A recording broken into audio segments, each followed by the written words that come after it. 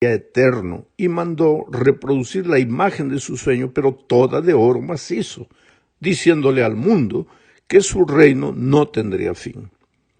Pero Nabucodonosor era un pobre ser humano que no sabía lo que estaba haciendo. Generalmente los seres humanos, si no tenemos la palabra de Dios en la mano, no sabemos lo que hacemos. Él no sabía que Dios pone reyes y quita reyes, y a quien Él quiere da el poder. La soberbia del rey babilónico se fue por tierra cuando Dios lo envió a vivir entre las bestias del campo y le salieron plumas y pelos como si fuera un animal salvaje. Allí, en medio de su humillación, reconoció que Dios es Dios y no hay otro. Y Dios lo levantó desde el polvo y le devolvió la dignidad. Nabucodonosor aprendió, pero los que vinieron después de él parece que no aprendieron nada. Esta semana veremos la historia de su nieto Belsasar. Los años ya habían pasado y ahora Belsasar ocupaba el poder en Babilonia. Belsasar se sentía un dios. Leo lo que dice Daniel 5, 1 al 4. Mira, el rey Belsasar hizo un gran banquete a 1000 de sus príncipes, y en presencia de los 1000 bebía vino. Belsasar, con el gusto del vino, mandó que trajesen los vasos de oro y de plata que Nabucodonosor su padre había traído del templo de Jerusalén, para que bebiesen en ellos el rey y sus grandes, sus mujeres y sus concubinas. Entonces fueron traídos los vasos de oro que habían traído del templo de la casa de Dios que estaba en Jerusalén, y bebieron en ellos el rey y sus príncipes, sus mujeres y sus concubinas. Bebieron vino y alabaron a los dioses de oro y de plata, de bronce, de hierro, de madera y de piedra. Ah, mi amigo querido, ¿recuerdas que cuando Nabucodonosor conquistó Judá, mandó traer los vasos y utensilios sagrados del templo de Jerusalén y los colocó en el templo de sus dioses en Babilonia? ¿Te acuerdas de eso? Bueno, Nabucodonosor por lo menos demostró respeto por los utensilios del templo de Dios de cierta manera, porque los colocó en el templo de sus dioses. Pero Belsasar sacó los utensilios del templo de los dioses babilónicos y sirvió vino para sus invitados en los vasos sagrados que habían traído de Jerusalén. Una aberración completa, un desrespeto, una soberbia, una rebeldía contra el Dios de Israel, una agresión sin medidas. Recuerda que tanto Nabucodonosor cuanto su nieto Belsasar son marionetas en las manos de Lucifer, que lo que desea es decirle a Jesús que la adoración, la victoria, la obediencia le pertenecen a Él, no a Dios, no a Jesús.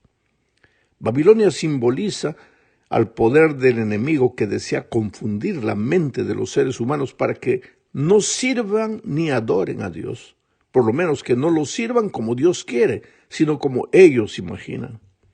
El vino en la Biblia es símbolo de la doctrina. Belsasar literalmente sirve el vino en los vasos sagrados y embriaga a las personas. Ahora, simbólicamente ve lo que ocurrirá en el tiempo del fin. Leo Apocalipsis 17, 4 al 6. Y la mujer estaba vestida de púrpura y escarlata. Una mujer es símbolo de iglesia. O sea, en el fin de los tiempos hay una iglesia. Y la mujer estaba vestida de púrpura y escarlata y adornada de oro, de piedras preciosas y de perlas, y tenía en la mano un cáliz de oro lleno de abominaciones y de las inmundicias de su fornicación, y en su frente un grande nombre, un misterio, escrito, un misterio: Babilonia la Grande, la madre de las rameras y de las abominaciones de la tierra. Interesante. Esta mujer, que es símbolo de una iglesia en el tiempo del fin, es una iglesia llena de lujos, llena de espectacularidad, y esta mujer que simboliza esa iglesia está con un cáliz en la mano lleno de las abominaciones En el cálice hay vino, doctrina falsificada, y tiene un nombre, Babilonia la Grande. Vi a la mujer ebria de la sangre de los santos y de la sangre de los mártires de Jesús. Quiere decir que esta iglesia ha perseguido a los mártires, a los santos a lo largo de la historia. Sigo leyendo, y cuando la vi quedé asombrado con gran asombro. Ahora, ¿te parece todo coincidencia? En los tiempos de Belsasar, en Babilonia, él en los vasos sagrados coloca vino fermentado para confundir la mente de los hombres. Y en el tiempo del fin, una mujer que simboliza Babilonia también presenta vino fermentado, o sea, doctrina fermentada para confundir a los hombres. Y esta iglesia ha perseguido a los santos a lo largo de los tiempos. ¿Cuál es el mensaje que deduces de todo esto? Repentinamente en medio de la fiesta sucede algo que nadie imaginaba.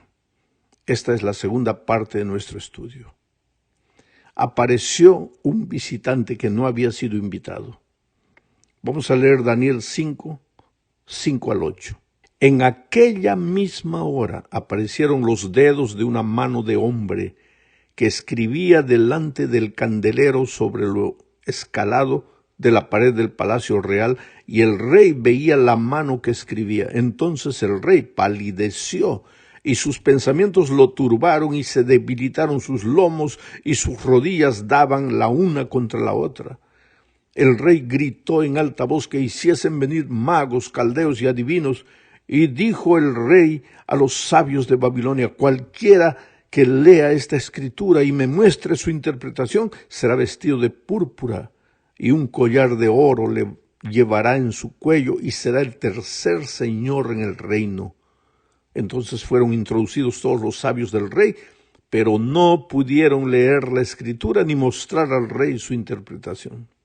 La pregunta es la siguiente: ¿por qué Belsasar ofrece el tercer lugar del reino al que interprete lo que había sido escrito en la pared?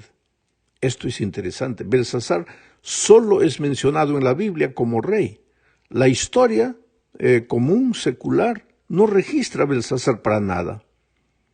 Es que el verdadero rey era Nabonido, hijo de Nabucodonosor, padre de Belsasar. Pero este Nabonido le había entregado la administración de la ciudad de Babilonia a su hijo Belsasar. Históricamente Nabonido es el rey, pero vivía en Temá, una ciudad oasis en medio del desierto. Resultado final: los hombres trajeron a los adivinos, a los astrólogos. Nadie pudo interpretar lo sucedido. Entonces aparece la reina. Y aquí entramos a la tercera parte del estudio. Leo Daniel 5, 9 al 5. Entonces el rey Belsasar se turbó sobremanera y palideció. Claro, nadie podía definir lo que estaba escrito, nadie podía interpretar, ni siquiera leer, porque estaba en una escritura extraña que nadie conocía. Entonces el rey Belsasar se turbó sobremanera y palideció, y sus príncipes estaban perplejos. La reina, por las palabras del rey y de sus príncipes, entró a la sala del banquete. ¿Qué quiere decir la reina? Por las palabras del rey y de sus príncipes, por el permiso que le dieron, porque la reina no podría nunca hablar con el rey sin el permiso respectivo. Pero aquí el texto dice que la reina, por las palabras del rey y de sus príncipes, entró a la sala del banquete y dijo, ¿qué es lo que dijo? Rey, vive para siempre. No te turben tus pensamientos, ni palidezca tu rostro. En otras palabras, no tengas miedo, no te atemorices. Y le sigue diciendo, en tu reino hay un hombre en el cual mora el espíritu de los dioses santos. Y en los días de tu padre se halló en él luz e inteligencia y sabiduría, como sabiduría de los dioses, al que el rey Nabucodonosor, tu padre, oh rey, constituyó jefe sobre todos los magos, astrólogos, caldeos y adivinos, por cuanto fue hallado en él mayor espíritu y ciencia y entendimiento para interpretar sueños y descifrar enigmas y resolver dudas. Esto es, en Daniel, el cual el rey puso por nombre Belsasar. Llámese pues ahora Daniel, y él te dará la interpretación. Ahora, date cuenta, querido, que esta mujer era una mujer pagana, pero tenía sensibilidad espiritual. ¿Por qué? Recordaba la historia, recordaba lo que había sucedido en el pasado, recordaba que Nabucodonosor había sido ayudado en la interpretación de sus sueños por Daniel, no se había olvidado de Daniel. Su conocimiento de la palabra era primario, porque ella dice, en Daniel están los dioses. No hay dioses, hay un solo Dios. Pero sea como fuere, en medio de su ignorancia, esta mujer entendía que había un Dios extraordinario con Daniel y que ese Dios podría ayudar. Ella conocía la historia de lo que había pasado con Nabucodonosor cuando fue a vivir entre las fieras durante tantos años y todo eso. Ella no se había olvidado, pero él sí se había olvidado, porque así son las cosas. La palabra de Dios es sembrada, algunos como Nabucodonosor la aceptan por completo, otros como la esposa de Belsasar la aceptan más o menos, no lo entienden mucho, y otros como Belsasar no la entienden en absoluto, la rechazan. A estas alturas nuevamente nos preguntamos por qué Belsasar había ignorado a Daniel. El pasaje nos responde, pero suponemos que en ese tiempo Daniel ya estaba retirado, ya estaba jubilado. Podría ser por causa de su edad, probablemente ya tenía unos 80 años. Quizá también haya decidido ignorar Belsasar a Daniel porque no quería comprometerse con el Dios de Daniel. Pero cualquiera que fuere la razón, continuaba siendo sorprendente que alguien con una trayectoria como la de Daniel pudiera pasar al olvido tan rápidamente. Es que en la mente de los hombres seculares, de los incrédulos, pues las cosas de Dios entran por un oído y salen por el otro, y no se acuerdan de nada, pero la mujer se acordaba. Vamos ahora a la cuarta parte de este estudio. Aquí hablaremos de la famosa expresión, fuiste pesado y hallado falto. Es que a todos, querido, en esta vida a todos les llega la hora de rendir cuentas. Aquel día Daniel se presentó delante del rey, le recordó la historia de Nabucodonosor y de cómo él había sido soberbio hasta que Dios lo humilló, y entonces le dio la sentencia al nieto de Nabucodonosor, a Belsasar. Leamos Daniel 5, 23 al 28, dice, sino que contra el Señor del cielo te has ensoberbecido e hiciste traer delante de ti los vasos de su casa. ¿De su casa de quién? De ti, del Dios de Israel. Y tú y tus grandes y tus mujeres y tus concubinas bebisteis vino en ellos. Además de esto, diste alabanza a dioses de plata y oro, de bronce, de hierro, de madera y de piedra, que ni ven, ni oyen, ni saben, y al Dios en cuya mano está tu vida y cuyos son todos tus caminos. Nunca honraste.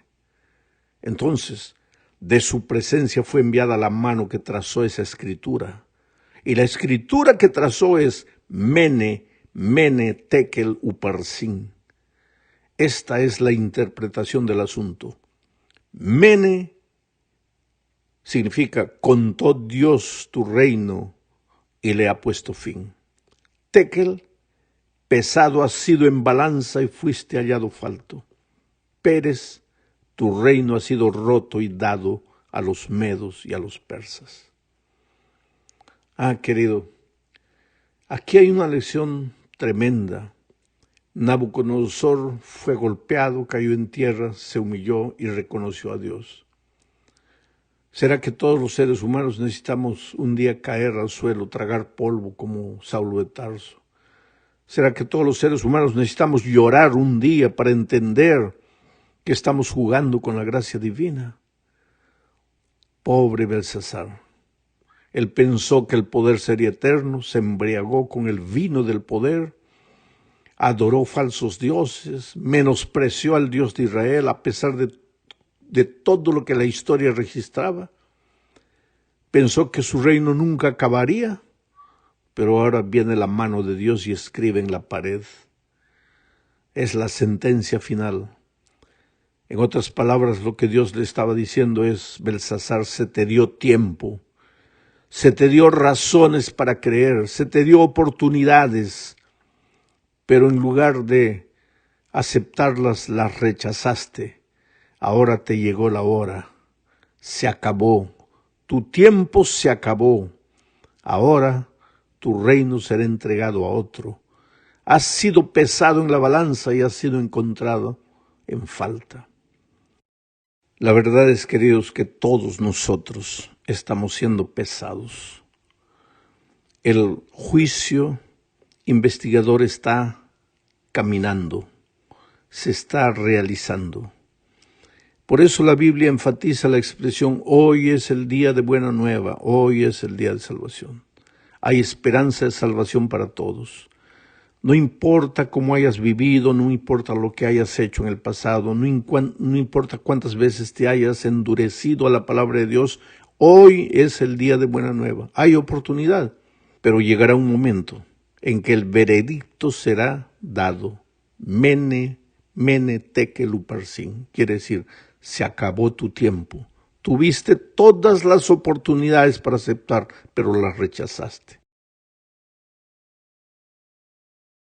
Llegamos al fin leyendo los versículos 29 al 31. Entonces mandó Belsasar vestir a Daniel de púrpura y poner en su cuello un collar de oro y proclamar que él era el tercer señor del reino. La misma noche fue muerto Belsasar, rey de los caldeos, y Darío de Media tomó el reino siendo de 62 años.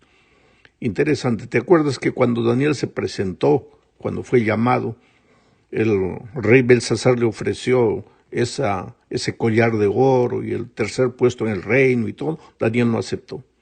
Ahora, cuando ya el rey oyó su veredicto, sabía que había sido pesado y había sido encontrado en falta, sabía que estaba perdido, sabía que su hora le había llegado. Ahora él quiere como que comprar la salvación por obras, con dinero, dándole a Daniel el tercer reino, el tercer lugar en el reino, el collar de oro. Pero ahora es tarde. Es que el día dura solamente 12 horas. Más tarde o más temprano el sol se va y las sombras llegan. Esa misma noche, Darío invadió con sus ejércitos, entró por el río, mandó secar las aguas del río, entró por ahí, destruyó por completo a Babilonia y el gran imperio representado por el oro llegó a su fin. Mi pregunta hoy es: